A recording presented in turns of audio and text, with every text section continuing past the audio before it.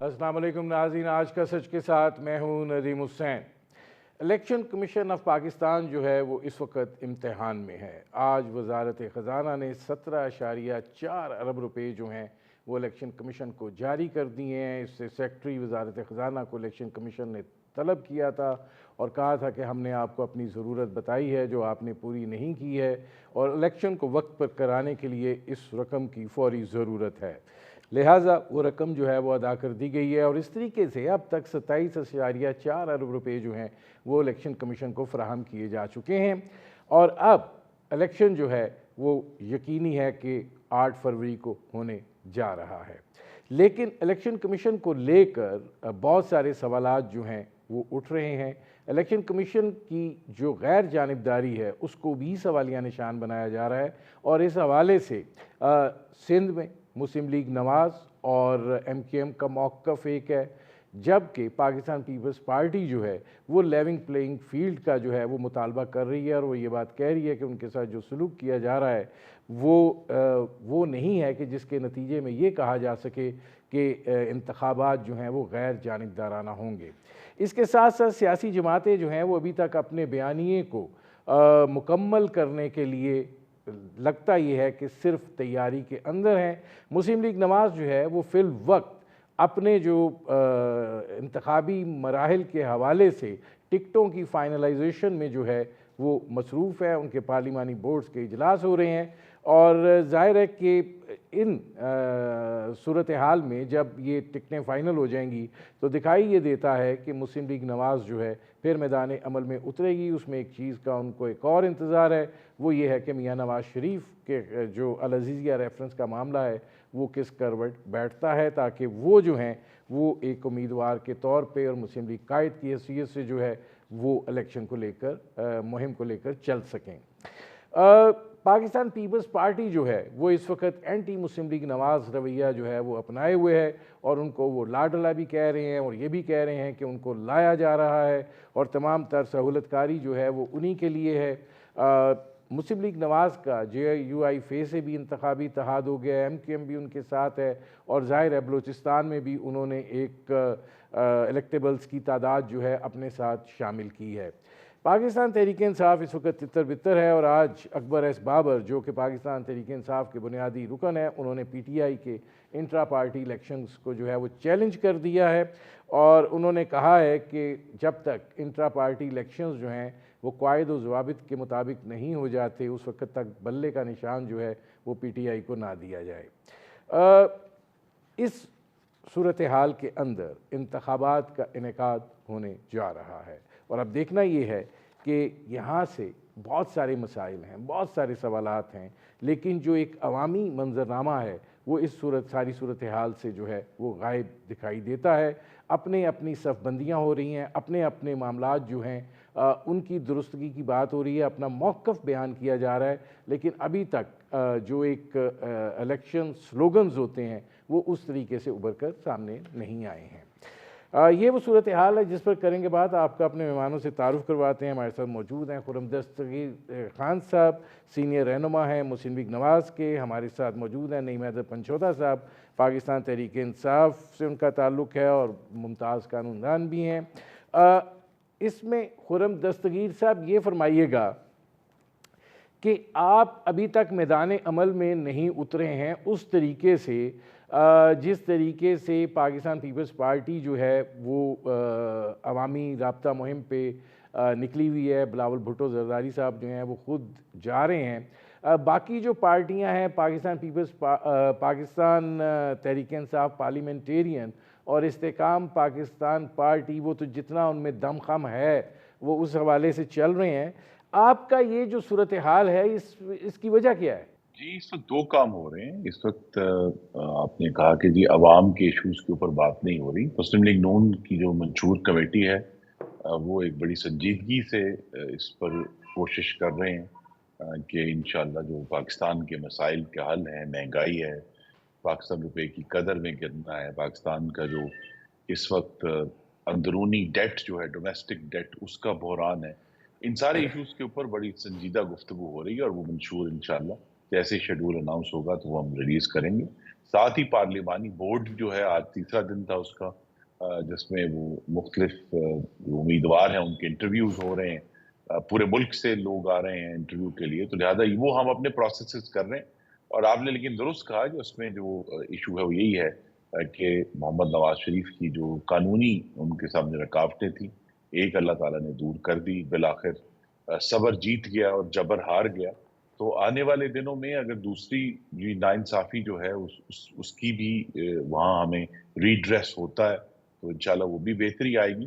तो उसके बाद जो ये 2 केस हैं, अगर ये क्लियर हो जाते हैं, फिर इंशाल्लाह मोहम्मद नवाज शरीफ ही मुस्लिम लीग नून की तरफ से वज़ारत उज़्मा के उम्मीदवार होंगे और हमारी इंतखाबी मुहिम की क़यादत करेंगे। इसमें एक चीज़ और है खुर्रम दस्तगीर खान साहब के, जो ये पार्लिमानी बोर्ड्स के इजलास हो रहे हैं, टिकटों की तकसीम का जो फ़ैसला है, ये भी एक बहुत बड़ा इम्तिहान है और उसमें बहुत सारी चीज़ें जो हैं सामने आ रही हैं। एक तो बड़ी खुलकर सामने आ गई और वो दानियाल अज़ीज़ का और एहसन इकबाल साहब वाला मामला है।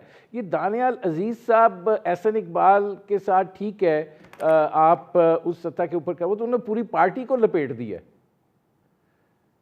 जी, बेहतर तो यही था कि वो मामलात को पार्टी के अंदर डिस्कस करते और एक काफिया भी चूंकि मिल जाता है कि जी एहसन इकबाल, दानियाल, नारोवाल, तो लिहाजा ये अपने मामलात को अगर हल कर लेते। लेकिन मुझे ये तवक्को है कि जो भी तलखी हुई है, उसके बावजूद आने वाले दिनों में चूंकि पार्लियामेंट्री बोर्ड अभी गुजरांवाला डिवीजन तक नहीं पहुंचा, जिसका जो नारोवाल उसका हिस्सा है, तो उससे पहले पहले ही ये मामला खुश असलूबी से हल हो जाएगा। आपने काफ़िए के साथ रदीफ भी मिला दी है, मैं आता हूँ उस तरफ।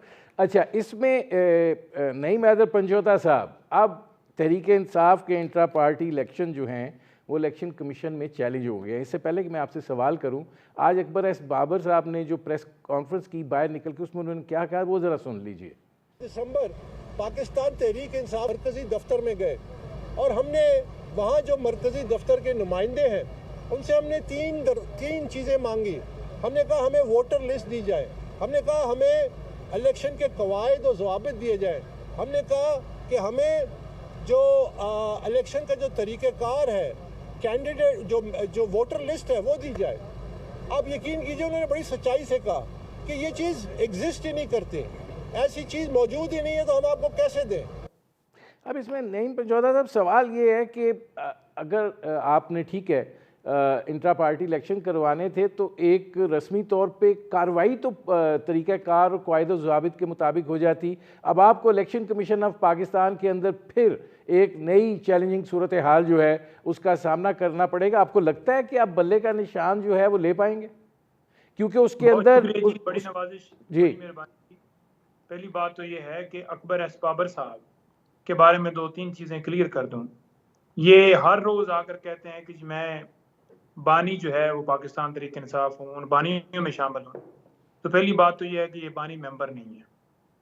नंबर 2, ये पाकिस्तान तहरीक इंसाफ से इनको निकाला जा चुका है, क्योंकि जो इनके कारनामे हैं, पाकिस्तान तहरीक इंसाफ के खिलाफ केसेस बनाए और जो बातें आज तक की गई, तो सबके सामने है। इसी बुनियाद के ऊपर इन्हें पार्टी से निकाल दिया गया। नंबर 3, ये यहाँ पर उस दिन आए पार्टी ऑफिस में और मैं भी उधर ही बैठा हूँ। किसी बंदे ने इनके साथ ना बदतमीजी की, हालांकि इनका जो कंडक्ट आने का अंदाज था तो बड़ा सारी दुनिया जानती है कि इनको प्लांट किया गया। लेकिन जो इन्होंने पूछा, इनको बताया गया, उस वक्त ये आए जब यहाँ पर कोई शाम का टाइम था, जब नॉमिनेशन पेपर्स वगैरह के हवाले से टाइम गुजर चुका था, उस वक्त ये आए। अच्छा, तीसरी बात ये है कि पाकिस्तान तहरीक इंसाफ ने सोशल मीडिया हो, इलेक्ट्रॉनिक मीडिया हो, या अपने प्लेटफॉर्म के ऊपर, अपने अकाउंट के ऊपर, या एक अलामिये के जरिए बड़ा वाज़ह तौर पर कहा है, चेयरमैन पीटीआई के हुक्म की तकमील करते हुए कि बैरिस्टर गौर साहब जो है नामजद किए गए हैं, और हर जगह के ऊपर 4-5 दिन ये बात चलती रही। और शेड्यूल की बात भी 2 तारीख के लिए मुख्तस की गई और डे और प्लेस पेशावर के अंदर जगह का भी तयन किया गया, वो भी बताया गया। और उसका जो सबूत है वो लेटर के जरिए इलेक्शन कमीशन को कहा गया कि आप सिक्योरिटी वहाँ पर हुक्म दे इंतज़ामिया को, आईजी साहब को और चीफ सेक्रेटरी साहब को हदायत गई कि ये जी इनकी प्लेस है और वहाँ पर इनको सिक्योरिटी के इंतजामात यकीनी बनाए जाएँ। तो कहाँ पर वो कहते हैं कि यहाँ पर छुपा कर करवाए गए। और अगर इसी की बदौलत इसी के जो है मुतरादफ दूसरी जमातों का वो देख लें, PMLN का या पीपल्स पार्टी का, हमने तो देखें सारा अपना आइन के मुताबिक हर चीज़ वाज़े भी रखी और आइन के मुताबिक पहले भी करवाए थे, अब भी करवाए हैं। लेकिन अगर उन जमातों का देखा जाए तो नईम साहब जो पहले आपने करवाए थे उन इलेक्शंस का जो हशर हुआ था और उसका नतीजा जो निकला था वो भी आपके सामने है, और इस दफ़ा तो उस तरह के करवाने की नौबत ही नहीं आई ना। वो तो आप लोगों ने एक ऐलान कर दिया और उस ऐलान के बाद वो मामला जो है वो तय हो गया। अब क्या इलेक्शन कमीशन ऑफ पाकिस्तान में आप वो शवाहिद पेश कर सकेंगे जो इलेक्शन कमीशन को मुतमिन कर सके कि आपने तरीक़ाकार जो है उसके मुताबिक आपने ये इंतखाबात करवाएं? मैं वही गुजारिश करता हूँ कि हमने अपने आइन के मुताबिक तमाम लीगल फॉर्मेलिटीज़ जो रिक्वायर्ड थी वो पूरी की, लेकिन PMLN पीपल्स पार्टी या दीगर जमातों के अगर आप इलेक्शन देखें 1960 से लेकर अब तक, तो वो बस नोटिफिकेशन निकालते हैं कि मरीम बन गई है जी, बिलावल बन गया है जी, अब शहबाज शरीफ बन गया है जी। इमरान खान ने एक तो मरूसी सियासत को ख़त्म किया और दूसरा आइन के मुताबिक बड़ा ही वाज़ेह तौर पर वो आते दरख्वास्त देते, किसी ने उनको रोका नहीं था। आज वो कह रहे हैं जी कि मैं बानी मेंबर हूँ, मैं बड़ा मुझे धचका लगा हुआ है, ये आइन के मुताबिक इलेक्शन नहीं हुए। मुझे पहले बताएं, अगर आप PTI के मेंबर थे या समझते हैं कि मैं हूं, तो मुझे ये बताएं कि कहां पर आपने इमरान खान साहब को 9 मई को अगवा किया, आप कहीं पे आपने बयान दिया हो, कहीं पे आपने प्रेस कॉन्फ्रेंस की हो, इमरान खान के ऊपर वजीराबाद में हमला हुआ, कहीं पर आपका बयान हुआ हो, या कहीं पर आप लेकर दादरसी के लिए आप किसी जगह के ऊपर आपने एहतजाज किया हो।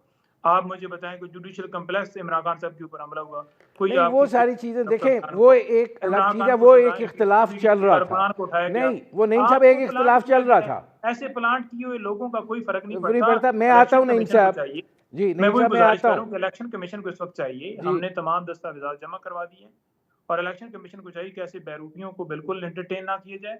दरखास्तें देखें 100 बंदा यहाँ पर नहीं, ठीक है नईम साहब, आपका पॉइंट आ गया ना, मैं आता हूँ।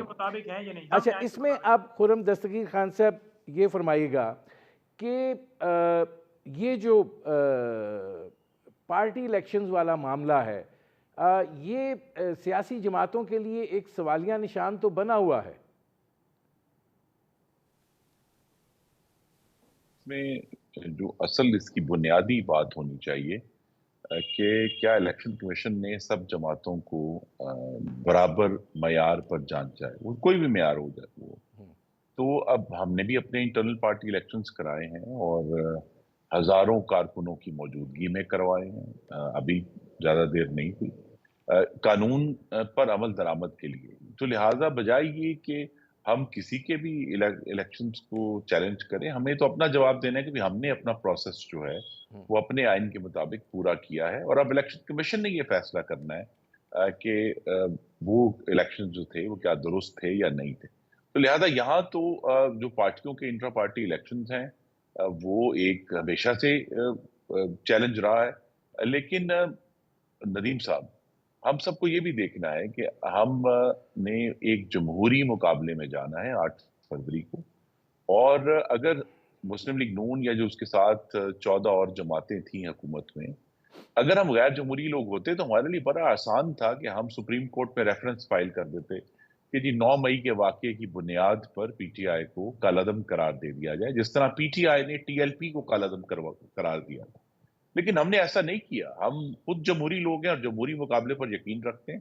तो इलेक्शन कमीशन ने फैसला करना है कि क्या जिस तरह कानून की रिक्वायरमेंट है इन्होंने पूरी किया या नहीं।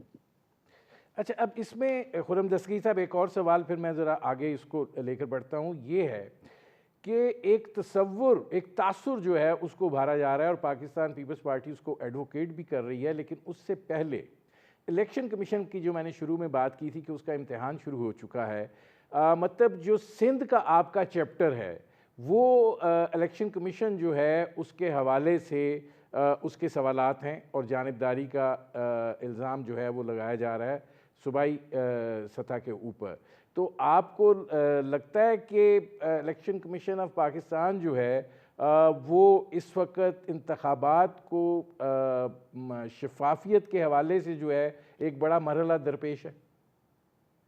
जी, आइन तो ये कहता है कि ये तमाम की तमाम जिम्मेदारी इलेक्शन कमीशन ऑफ पाकिस्तान की है कि इलेक्शंस जो हैं आइन के अल्फाज हैं कि साफ, शफाफ और गैर कानूनी जो प्रैक्टिसेस हैं उससे पाक हों।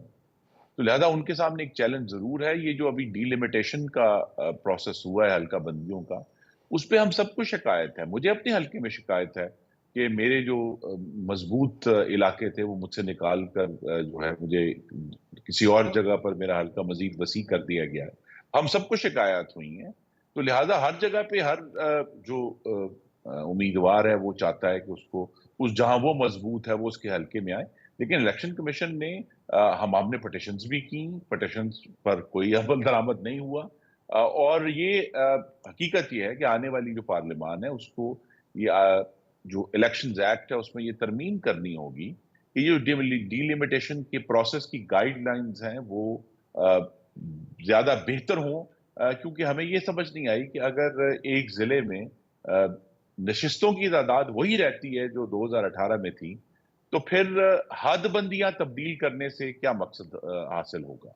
क्योंकि वो तो वहीं 6 की 6, अगर कहीं 6 नशिस्तें हैं या 7 नशिस्तें हैं किसी जिले में या 4 नशिस्तें हैं, तो अगर उनकी तादाद वही रही है तो फिर उनकी जो लिमिट जो बाउंड्रीज हैं उसको चेंज करने से क्या मकसद हासिल होगा? तो हमें ये बात समझ नहीं आई, क्योंकि बहुत सारे लोग मेरी तरह के हैं जिनका हल्का जो है अब तीसरी दफा तब्दील हुआ है। 2013 में जो था, उसके बाद 2018 में तब्दील हुआ, अब 2023 में फिर तब्दील हो गया। तो ये हर जगह पे चैलेंज है।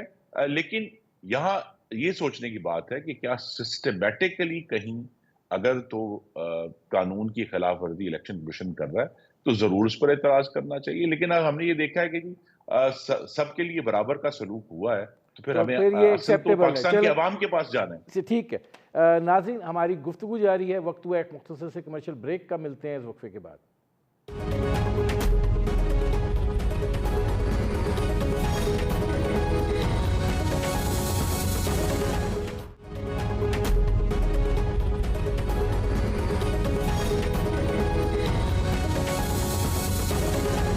Welcome back.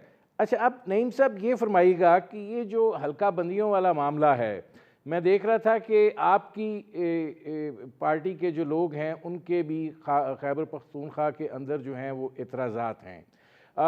दूसरी तरफ एक माहौल की भी बात की जा रही है, तो आप इसको कैसे देख रहे हैं?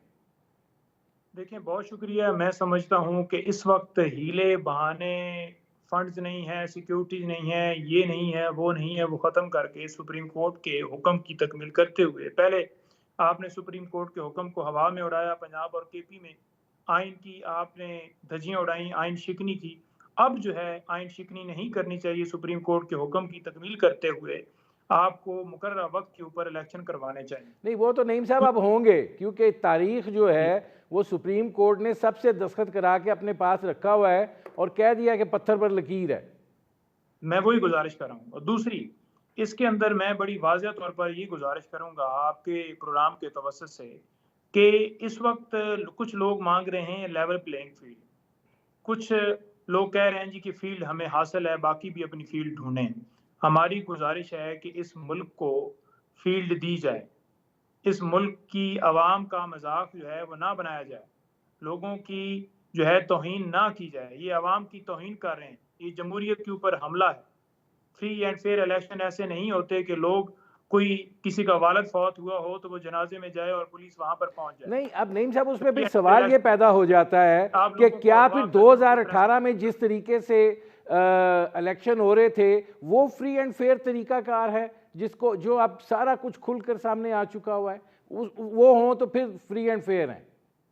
देखें, इमरान खान साहब की एक स्ट्रगल थी, ठीक है जी, और वो स्ट्रगल से हुकूमत में आए, इलेक्शन हुए, इलेक्शन एक प्रोसेस से गुजरे। वहां पर 2018 में हमने लोगों के अगवा नहीं देखे, 2018 में हमने प्रेस कॉन्फ्रेंस नहीं देखी। 2018 के अंदर जिस तरीके से आप लोगों को तश्कील किया गया है वो तो अब सारा सूरत हाल मंजर आम पर है कि आपको लाया गया था, एक बाकायदा बैकग्राउंड क्रिएट की गई थी। लटकाया, उन्हें नंगा नहीं किया गया, उनके साथ उनके ऊपर तशद्दुद नहीं किया गया। बात यह है कि यहाँ पर 9 मई की बात की जाती है, सबसे ज्यादा नुकसान किसका हुआ है? पाकिस्तान तहरीक इंसाफ का हुआ है, इमरान खान का हुआ है। इमरान खान को दीवार के साथ लगाया गया। इमरान खान नईम साहब, किसी को दीवार के साथ नहीं लगाया गया। आप लोगों ने एक बयानिया बिल्ड किया, आप उस बयानिए वो तकरीरें सुने, आप उस ज़माने की वो सारी चीज़ें देखें। आप जानवर से शुरू होते थे, आप मीर जाफ़र और सादिक पे आते थे, फिर आप लोगों ने एक पूरा रवैया अपनाया, जिसके बाद जो है वो ये नतीजा है उसका, और अभी भी यही सूरत हाल है। आप मुझसे सवाल पूछें, मैं उस पर जवाब दूंगा। अगर आप मेरी बात के ऊपर कमेंट्स करेंगे ना तो मुझे यूं लगेगा कि आप नुमाइंदगी देखें, आप बात जो है पहली बात, मेरी बात गुजारिश सुनिए। ये ना कहें कि 9 आप मई किसी को स्ट्रगल मुझे के ये नतीजे बता में दें, आए इमरान हैं, खान साहब ने किसी हमेशा कहा स्ट्रगल है कि के नतीजे इंडिपेंडेंट में नहीं आए। तहकीकात करवाई जाएं, वीडियोस का जिक्र किया जाता है, तस्वीरों का जिक्र किया जाता है। हम कहते हैं कि हमारे पास भी वीडियोस हैं, कैसे लोगों को इंस्टिगेट किया जा रहा था, कैसे पहले से शीशे तोड़े हुए थे, कैसे रास्ते में सिक्योरिटी नहीं थी और लोगों को अंदर जाने दिया गया। हमें भी मौका दिया जाए और वहां पर इंडिपेंडेंट जुडिशियल कमीशन बने, लेकिन क्या उसके ऊपर कोई अमल हुआ है? अमल हुआ? या ठीक है, सिर्फ ये कह देना मैं कि इसमें 200 नईम साहब लोग आता अंदर हूँ। गए, सुन लेना मेरी बात मुकम्मल होने, नहीं ये ठीक है, कह आपका देना कि पॉइंट 200 आ गया, लोग अंदर लेकिन गए, ये जो है ना, 200 लोग अंदर सर देखे 200 लोग अंदर गए हैं तो आप पूरे पाकिस्तान को जेल बना देंगे, आप पूरे देखे, पाकिस्तान को अंदर बात डाल ये देंगे। है कि जब आप इस ठीक है, तरह का आप ये बताएं कि जो लोग इस वक्त आईपीपी में बैठे हैं, जो 9 मई को पीटीआई का हिस्सा थे, वो दूध के धुले हो गए, या किसी और जमात में गए हैं वो दूध के धुले हो गए, क्या उनके ऊपर 9 मई नहीं रहा? बताएं। ठीक है, मैं आता हूँ। अब इसमें खुर्रम दस्तगीर खान साहब ये फरमाइएगा कि ये दूसरी तरफ एक और तासुर भी ये आ रहा है, और वो तासुर ये है कि मुस्लिम लीग नवाज़ जो है उसको लाया जा रहा है, और इसकी स्पीयर हेड ज़ाहिर है पाकिस्तान पीपल्स पार्टी कर रही है, और वो ये कह रहे हैं कि ये अब 2018 में हमने एक लाडला भुगता था, अब ये सुपर लाडले हैं। ये तासुर जो है ये क्यों कर उभर कर सामने आ रहा है, और आप समझते हैं कि इस रवैये को किस तरीके से जो है फिर तब्दील किया जा सकता है? तो इसलिए बनाने की कोशिश कर रहे हैं क्योंकि इंतखाबात करीब हैं, और इंतखाबी माहौल में जिस किस्म की गर्मा गर्मी है, उनकी गालिबन ख्वाहिशी होगी कि उनकी जो कारकर्दगी सिंध में 15 साल रही है उस पर कोई सवाल ना करे, और यही मौजूद बहस रहे कि लाडला कौन है या नहीं है। लेकिन हकीकत यही है कि इस सदी में 4 इलेक्शन हुए हैं, 2002 में, 8 में, 13 में और 18 में। उन 4 में से 3 में मियां नवाज शरीफ को जबरदस्ती, गैर कानूनी और नाइंसाफी के जरिए बाहर रखा गया। तो अगर कोई लेवल प्लेइंग फील्ड की जरूरत है वो मियां नवाज शरीफ को है, जिनके साथ नाइंसाफी हुई है, जिनको नाहक तरीके से वजारत उज़्मा से निकाला गया उस वक्त की जो सुप्रीम कोर्ट थी। तो लिहाजा ये सारे इश्यूज जो हैं ये हमारे सामने हैं। मुश्किल तरीन हालात में भी जब मियां नवाज शरीफ को डिस्क्वालीफाई करके सजा देकर जेल में डालने के बावजूद 1,28,00,000 पाकिस्तानियों ने शेर के निशान पर मोहर लगाई थी जुलाई 2018 में। हमारी बुनियाद तो वो है कि हम मुश्किल तरीन हालात में भी पार्टी खड़ी रही है, और उसके बाद जिस किस्म का बदतरीन इस्तेहसाल इमरान खान ने किया मुस्लिम लीग नून का, लेकिन हमारी जमात तो नहीं टूटी। हमारा तो कोई शख्स जो है वो छोड़कर नहीं गया रोता हुआ कि जी मुझे अपने बच्चों का ख्याल आ रहा है। आपने 22-22 महीने लोगों को नाहक जेलों में डाला इमरान खान ने, हमने तो नहीं कहा कि जी हम पार्टी छोड़ें। और ये जो लेवल प्लेइंग फील्ड की बात करें, ये वो लोग हैं जिनके सरबराह बतौर वज़ीर आज़म ये धमकियां देते थे कि अगर ऑपोजिशन के जलसों में जिसने कुर्सियां दी हम उसको भी गिरफ्तार करेंगे, और किया उन्होंने। जब पीडीएम का पहला जलसा हुआ या गुजरांवाला में, उन्होंने गिरफ्तार किया कुर्सियां देने वालों को। तो लिहाजा ये तो अब एक ऐसी स्टेज पर हम आ गए हैं जहां 9 मई को इस जमात ने लेवल प्लेइंग फील्ड क्या होना था, प्लेइंग फील्ड को आग ही लगा दी। और ये बात याद करने की है कि ये वो जिन लोगों ने 9 मई को रेडियो पाकिस्तान पेशावर को आग लगाई, ये वही लोग हैं जो 2014 में डंडे लेकर पाकिस्तान टेलीविजन पर काबिज हुए थे। जिन्होंने 9 मई को जिना हाउस को आग लगाई, ये वो लोग थे जो 2014 में पार्लियामान पर हमलावर हुए थे। जिन्होंने जो है यहाँ पुलिस के एहलकारों को और सिक्योरिटी एहलकारों पर हमलावर हुए, ये वही लोग हैं जिन्होंने 2014 में 250 के करीब इस्लामाबाद पुलिस के एहलकारों और अफसरों को जदोकोब किया था और उनकी हड्डियां तोड़ी थी। अब तो लिहाजा इनका जो रिकॉर्ड है वो अपनी जगह पर वाज़ेह है। जी खुर्रम साहब, अब सवाल ये पैदा होता है कि ये जो सूरत हाल है और ये जो एक फासला, ये मैं नईम साहब पूछूंगा, ये जो फासला बढ़ गया हुआ है और ये जो इंतखाबात होने जा रहे हैं, ये किसी मंशूर पर होंगे, ये अवाम की कोई भलाई के मंसूबे पर होंगे, आवाम के लिए उसमें कुछ होगा, या ये कि ये नफ़रत की बुनियाद पर होंगे, ये गुस्से की बुनियाद पर होंगे? क्या कैसे इन इलेक्शंस को देख रहे हैं?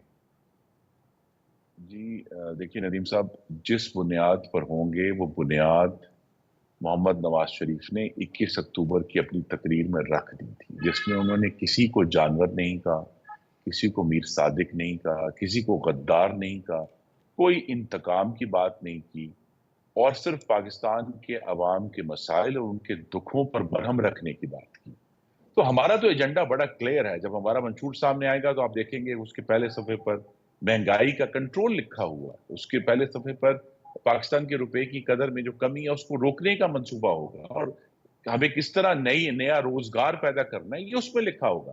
तो हमारा फोकस तो बड़ा क्लियर है कि बजाय ये कि हम कोई इंतकाम और नफरत फैलाएं, हमें तो पाकिस्तान के अवाम को आगे लेकर जाना है। और हमारी जो कैंपेन है इसके ऊपर उसकी बुनियाद होगी कि हम ये काम 2013 से 17 के दरमियान कर चुके हैं। हम पाकिस्तान को लोड शेडिंग से आजाद कर चुके हैं, हम पाकिस्तान में दहशतगर्दी की सबसे बड़ी जंग लड़ चुके हैं, हमने पाकिस्तान में महंगाई को कंट्रोल करने का सबसे बड़ा रिकॉर्ड जो है वो मुस्लिम लीग नून के पास है। पाकिस्तान में सीपैक लाने का, कराची को अमन देने का रिकॉर्ड मुस्लिम लीग नून का है।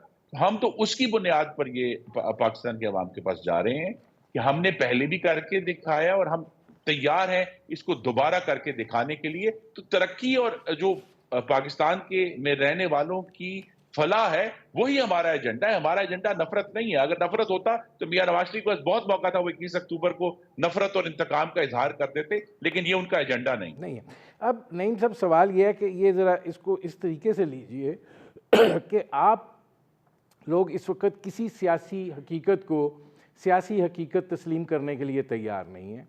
आप किसी सियासी हकीकत के साथ बात करने के लिए तैयार नहीं हैं। अगर आपकी मर्ज़ी के मुताबिक कुछ हो तो वो दुरुस्त है, ना हो तो वो गलत है। जबकि सियासत के अंदर जो सियासी हकीकतें हैं उनको आप किस तरीके से मुस्तरद कर सकते हैं, क्योंकि उनके पीछे भी इसी मुल्क के अवाम जो हैं वो खड़े हैं, अगर आपके साथ भी हैं तो। पहली बात तो ये है कि जो मेरे भाई फरमा रहे हैं, हमलों की बात कर रहे हैं, सुप्रीम कोर्ट के ऊपर हमला जो है 97 में हमने किया था। मॉडल टाउन में लाशें जो हैं वो हमने गिराई थी लाहौर में। और मुझे ये बता दें कि ये कहा जाता था कि हमारे इदारे जो हैं मुंबई हमलों में इन्वॉल्व हैं, वो हम कहते थे बाजवा साहब को बाजवा कह के कौन बाहर लंदन से बैठकर पुकारते थे और बातें करते थे। और मुझे ये बताएं कि आईनी एक हुकूमत को जिसमें मईशत बेहतरीन तरीके से काम कर रही थी और बड़ा बेहतरीन मुल्क चल रहा था, उसको हटाने की डोनाल्ड लू के कहने के ऊपर क्या जरूरत थी?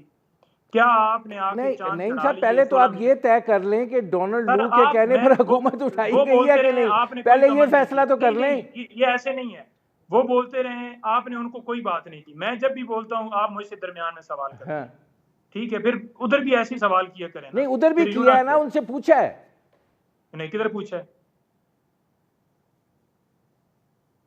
तो मेरी गुजारिश ये है कि इस तरह से आप जो कह रहे हैं, बात कर रहे हैं कि आपने वो जलसा किया और जलसे के अंदर मैंडेट दिया, दिखाएं मुझे उस तकरीर के अंदर क्या आपने इमरान खान साहब की तस्बीह के ऊपर बात नहीं की? आपने इस्लामी जो है उस अपनी सियासत के लिए उसको भी नहीं छोड़ा कि अगर एक बंदा तस्बीह पढ़ता है तो आप उसके ऊपर भी क्रिटिसाइज करें। आपने खवातीन के हवाले से बात नहीं की कि पीटीआई के जलसों में जो है खवातीन नाचती हैं। अगर वो नाचती हैं तो आप मरियम और बाकी सारे वो जो गाने गाते हैं, आप फिर अपने बारे में भी बात करें ना। आप अपनी मुल्क की बेटियों को, बहनों के बारे में ये कमेंट्स बोलते हैं और हमें कहते हैं जी कि आपने ये कह दिया और आपने ये कर दिया, मदीना की रियासत कर दी और ये कर दिया। आगे चलें, मुझे ये बताएं कि तीनों अदवार में वजीर आजम रहे, क्या इन्होंने मुल्क का जो है वो एक अच्छा काम किया? मुझे एक अस्पताल दिखा दें जहाँ पर नवाज शरीफ साहब कहें कि मैं इलाज यहाँ से करवाऊंगा। क्यों 4 हफ्ते का स्टाम लेकर वो बाहर गए और क्यों फिर बाहर लंदन से 4 साल के बाद वो वापस आए? मुझे एक एजुकेशन सेक्टर दिखा दें जो उन्होंने बनाया हो। कोई मुझे नमल यूनिवर्सिटी की मिसाल दिखा दें, कोई शौकत खानम की दिखा दें, तो फिर मैं कहूँ कि इनके पास बड़ा मंशूर है और इन्होंने बड़ा बेपनाह काम किए। मोटरवे की मिसाल देते हैं तो मोटरवे क्या किसी ने अपने पैसे से बनाई? घर के पैसे से बनाई? इमरान खान ने तो गली गली घूम के चंदा इकट्ठा करके तो वो शौकत खानम और उसकी जो है वो बुनियाद रखी और बनाया। और उस वक्त जब वो वजीर आजम भी नहीं थे, आपके पास सारे इख्तियारात थे, आपने सिर्फ अपनी मिलें, फैक्ट्रियां, कारोबार, अपार्टमेंट, जिसकी अभी भी आप तफसीलात नहीं देते। तो दे ना कौम को, कौम तो चाहती अच्छा, है। इसमें कौम नईम में इतनी ही साहब गुजारिश मकबूलियत ये होती है तो कि जी जब शौकत खानम का इफ्तिताह हो रहा था मैं वहाँ मौजूद था, जी और मैं उस वक़्त मुल्क के एक बड़े मोतबर अंग्रेज़ी अखबार के साथ वाबस्ता था। तो वो तो नवाज़ शरीफ साहब ने जो कुछ वहाँ पे अतिया किया और ज़मीन का जो सिलसिला था, और मुझे आज तक उनका वो जुमला याद है कि लोगों किसी ने मुझे कहा है कि इनका ख्याल रखना, मैं इनका बहुत ख्याल रखूँगा। तो देखें अभी भी शायद उन्हीं की वहाँ पर वो लगी हुई हो तख्ती। नहीं, तख्ती तो कोई नहीं लगी होगा, किसी ने फंड दिया है, ठीक है, तो उसने, उसकी मर्जी है, वो दे सकता है, और उसके ऊपर ना किसी को एतराज है, ना कोई ये कह रहा है कि उसने फंड नहीं दिया या उसके ऊपर हम क्रिटिसाइज कर रहे हैं। लेकिन बात ये देखें ना कि वो मंसूबा किसने शुरू किया और किसने तकमील दिया, और तीसरा शौकत खानम बनने जा रहा है। कोई एक मिसाल नहीं इनके पास। ठीक है, दूसरी मेरे बात ये पास रही, अगर अवाम नईम की साहब मकबूलियत होती ना जी, जी, मेरे पास अगर ज़रा अवाम थोड़ा के वक्त रह गया अब। इनकी इसमें आवाम में खुर्रम रसाई साहब, होती, चूँकि तो आपने फिर ये काफ़ी लंबी भागते नहीं, ये कहते कि 90 दिन के अंदर इलेक्शन करवाना है। हाँ, ये ना कहते कि जनाब नहीं, अब सर्दियां आ गई हैं, अब जनाब नवाज शरीफ साहब के लिए कारपेट पहले बिछाया जाएगा, वो आएंगे, उनके केसेस खत्म किए जाएंगे, इमरान खान को अंदर डाला जाएगा, पीटीआई को साइड पर किया जाएगा, ये 9 मई वाले हैं। सारा फायदा जो है सिर्फ इन्होंने, इसलिए ये सारा प्रोपेगेंडा और सारा ये बार बार इसके ऊपर हिट करते हैं, क्योंकि इन्हें पता है कि अगर इनको हिट ना किया जाए तो इमरान खान के साथ पूरा पाकिस्तान, इसमें इनको नईम इस साहब मेरे तरीके से पास हटाया जा बिल्कुल सकता वक्त है कि इनके ऊपर थोड़ा रह इल्जाम गया। खुर्रम लगाए साहब, जाएं, इनके ऊपर इसमें केसेस बनाए प्लीज़ जाएं, बड़ी लंबी इनके ऊपर फहरिस्त इन्होंने बाबर गिनवा दी है, मालिक जैसे लोग आप खड़े ज़रा किए अगर जाएं। इसको रिस्पॉन्ड कर सकें।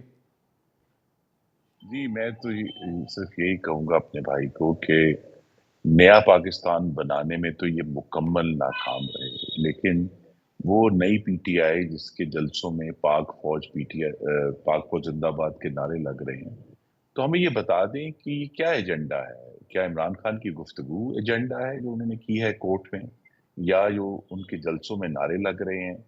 और ये मैं फिर कहूंगा कि इमरान खान जो है, इस पे ये क्रिटिसिज्म नहीं है, एक मुशाहिदा है। वो सिविलियन सुप्रेमेसी की जंग नहीं लड़ रहे। फौज को गालियां देना सिविल सुप्रेमेसी की जंग नहीं है। वो तो इमरान खान का जो 9 मई का एजेंडा सामने आया है वो ये था कि वो जत्थों के जरिए रियासत पाकिस्तान पर कब्जा करना चाहते थे, उसको नुकसान पहुंचाना चाहते थे अपने सियासी फायदे के लिए। तो लिहाजा जब आपने शुरू में बात की नदीम साहब के माहौल कैसा बन रहा है, ये इलेक्शन उस बैकग्राउंड में भी है कि पाकिस्तान की एक सियासी जमात ने आग का रास्ता अपनाया, तशद्दुद का रास्ता अपनाया, जो शहीदों की, जो यादगारों की बेहुरमती का रास्ता अपनाया, पुलिस के ऊपर हमलावर होने का, उनकी गाड़ियां जलाने का और नहरों में फेंकने का रास्ता अपनाया। तो यहां हम उस, ये वो भी एक बैकग्राउंड है आने वाले इंतखाबात की, कि पाकिस्तान में इस तरह की तशद्दुद की, आग की, बेहुरमती की जब सियासत की जगह अब नहीं है। अच्छा, इसमें एक आखिरी चीज़ है, ये फरमा दीजिए कि इलेक्शन का जो ये लेवल प्लेइंग फील्ड वाला मामला है, इसमें हर पार्टी जो है अपनी तरफ का एक मुतालबा कर रही है। तो आपको क्या लगता है कितना बड़ा इम्तिहान है इलेक्शन कमीशन ऑफ पाकिस्तान के लिए कि वो इंश्योर करे कि तमाम पार्टियां जो हैं वो मुतमिन हो सकें? नहीं तो फिर इस इलेक्शन से भी एक नया भूचाल ही जन्म लेगा। जी, पाकिस्तान में तो अभी तक कोई इंतखाब जो है उसके ऊपर तमाम पार्टियां मुत्तफिक नहीं हुई। लेकिन ये याद कराना जरूरी है कि सिर्फ एक ऐसा इलेक्शन है जिसका अदालत में बाकायदा टेस्ट हुआ और जिसको परखा गया, जो कि 2013 का इलेक्शन था, और जिसपे पीटीआई ने कहा कि जी हमारे पास ट्रक भर भर के सबूत हैं। लेकिन जब वो सबूत अदालत में आए तो वो भरे हुए जो ट्रक थे वो रद्दी साबित हुए, क्योंकि फिर अदालत ने वो तमाम सबूत और शवाहिद को देखकर कहा कि 2013 के इंतखाबात में कोई मुनज़्ज़म धांधली नहीं हुई, मुकामी बेज़ाब्तियां जरूर हुई जो कि होनी है, इतना बड़ा मुल्क है, लेकिन कोई मुनज़्ज़म धांधली नहीं हुई। तो लिहाजा इलेक्शंस में जो कॉन्डक्ट है वो बहुत बड़ा एक चैलेंज है इलेक्शन कमीशन ऑफ पाकिस्तान का। और जिस तरह मैंने कहा, उन्होंने जिस तरह अपनी कमिटमेंट पूरी की है कि 30 तारीख को हल्का बंदियों का अनाउंस कर दिया है, तो मुझे ये अब तवक्को है कि वो ना सिर्फ जो इलेक्शन की 8 तारीख को इंशाल्लाह इलेक्शन होगा, बल्कि 10 का वाला इलेक्शन नहीं होगा जहां पीटीआई ने 20 प्रिजाइडिंग अफसर अगवा कर लिए थे, गलियों में गोलियां चलाई थी कि खवातीन वोटर हरासा हो जाएं, आरटीएस नहीं बैठेगा और जबरदस्ती लोगों को जो है वो हुकूमतें बनाने के लिए नहीं कहा जाएगा। तो ये एक बड़ा चैलेंज है और तमाम सियासी जमातों को इलेक्शन कमीशन को अपनी सपोर्ट देनी चाहिए ताकि हम कम से कम इलेक्शन के ऊपर जो ये अवाम की राय हासिल करना एक मुकद्दस अमल है, उसका कम से कम तकद्दुस बहाल मुकम्मल कर सकें। बहुत शुक्रिया खुर्रम दस्तगीर खान साहब, बहुत शुक्रिया नईम पंचोदा साहब। नाज़रीन, सियासी हवाले से आपने ये गुफ्तगू सुनी। वक्त हुआ है एक मुख्तसर से कमर्शियल ब्रेक का। ब्रेक से जब वापस आएंगे तो सिंध और बलूचिस्तान में गैस की कीमतों में इजाफे के बायस जो सनतों की बंदिश का मामला है उस पर बात करेंगे। मिलते हैं इस वक्फे के बाद।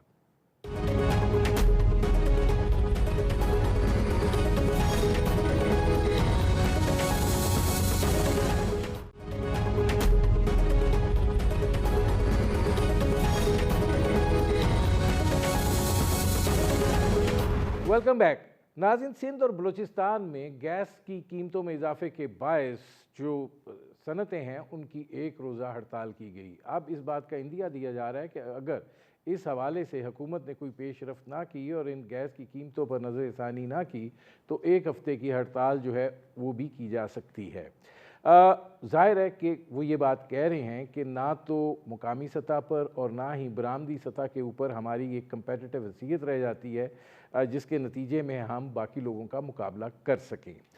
लेकिन ये जो सूरत हाल है इसके अंदर बहुत सारे सवालात भी हैं। हमारे साथ इस वक्त मौजूद हैं जावेद बलवानी साहब जो कि चीफ़ कोऑर्डिनेटर हैं ऑल इंडस्ट्रियल अलायंस के। जावेद बलवानी साहब, पहले तो ज़रा आपसे मैं सीधे ही सवाल पूछ लूँ, उसके बाद जो फिर बाकी चीज़ें हैं वो देखते हैं कि कितना आपको ज़िक्र पहुंच रही है कि जो आप इस हद तक चले गए हैं कि आप लोगों ने हड़ताल की और अब फिर आगे भी आप मंसूबाबंदी कर रहे हैं हड़ताल करने की?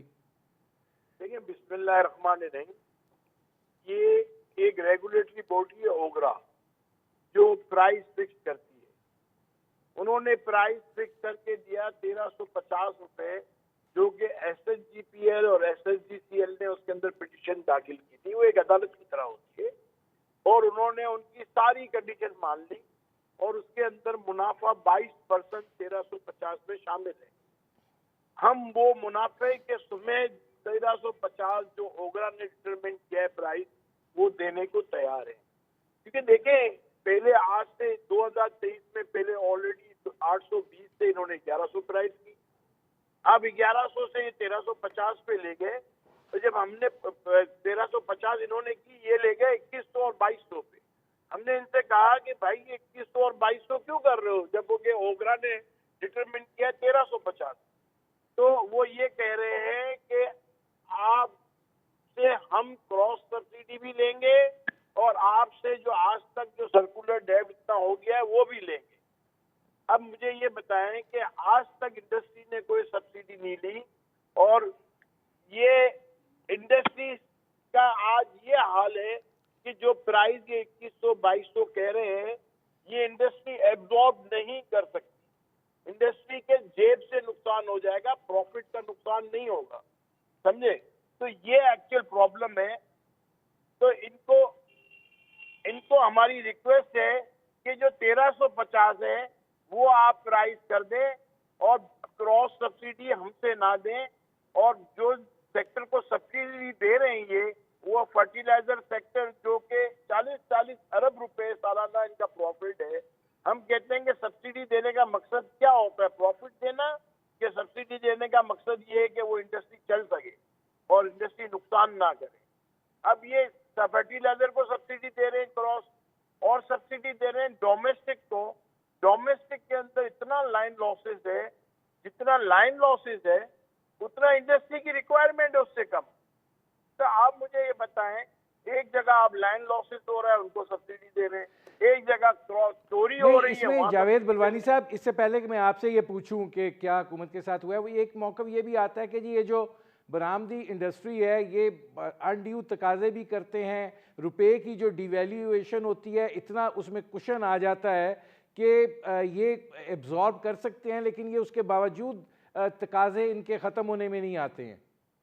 देखिए, मैं आपको ये बताऊं कि जनरली इम्प्रेशन यही है कि इंडस्ट्री हमेशा सब्सिडी मांगती है, एक्सपोर्ट इंडस्ट्री। मैं शर्तिया कहता हूं कि पाकिस्तान में आज तक एक्सपोर्ट इंडस्ट्री को 1 रुपए की सब्सिडी नहीं मिली, किसी भी चीज में अगर कोई सेक्रेटरी फेडरल या कोई कॉमर्स मिनिस्टर या कोई शख्स अगर मेरे साथ बैठ जाए और वो प्रूव कर दे कि हमने ये सब्सिडी दी है फलाने सन में, आज तक एक डेली की सब्सिडी नहीं दी गई, ये सब झूठी बातें हैं और कोई ऐसा नहीं है। एक्सपोर्ट जो है, देखिए हमारा कॉस्ट ऑफ डूइंग है और हमारा इंटरनेशनल हमारे जो कंपटीटर होते हैं, रीजनल कंपटीटर, उनके साथ मुकाबला होता है। हमारा cost of doing business Pakistan का पूरे रीजन में जितने भी मैन्युफैक्चरर हैं सबसे ज्यादा है। हम उन तमाम जिस रेट में हमारे वो घर में प्रोडक्ट पड़ती है उससे उस रेट में बांग्लादेश अगर सेल करता है और इंडिया सेल करता है तो उनका 10 से 12% प्रॉफिट है। आप मुझे बताएं कैसे हम काम करें? हम सबसे कम मिनिमम इसमें जावेद बलवानी साहब ये बताइएगा कि हुकूमत से आपका हुआ है राब्ता, इस हवाले से कोई बातचीत हुई है, कोई सुनवाई आपको होती हुई दिखाई दे रही है? क्योंकि वहां हमसे कुछ रिलेवेंट अथॉरिटी ने बात की है और वो हमें कह रहे हैं कि आप नेक्स्ट स्ट्राइक ना करें, हम इंशाल्लाह कुछ ना कुछ आपके लिए करते हैं। आपको लगता है कि आप जो तकाजा कर रहे हैं ये हम जो है आपस में बैठेंगे सारे इंडस्ट्रीज के ऑफिस बेरर और सब मिल के फैसला करेंगे। और हम देखिए, हम नहीं चाहते कि मजदूर बेरोजगार हो, हम नहीं चाहते कि इंडस्ट्री बंद हो, हम नहीं चाहते कि मुल्क का नुकसान हो, हम नहीं चाहते कि मुल्क की इकोनॉमिक कंडीशन इतनी खराब है और मजीद तकलीफ में आए। हम वो चाहते हैं कि सारी इंडस्ट्री चले, किसी के साथ ज्यादती ना हो। जो मुल्क के अंदर इस वक्त गैस की अवेलेबिलिटी है उसके अंदर सबको किसी तरीके से भी ऐसी मैनेजमेंट करें कि सारी इंडस्ट्री चल सके। बल्कि हमारे पास लेकिन जावेद बलवानी साहब, ये तो नहीं हो सकता ना कि महंगी गैस बरामद करके सस्ती दे दी जाए? आपको गैस बरामद करने की जरूरत ही नहीं पड़ेगी।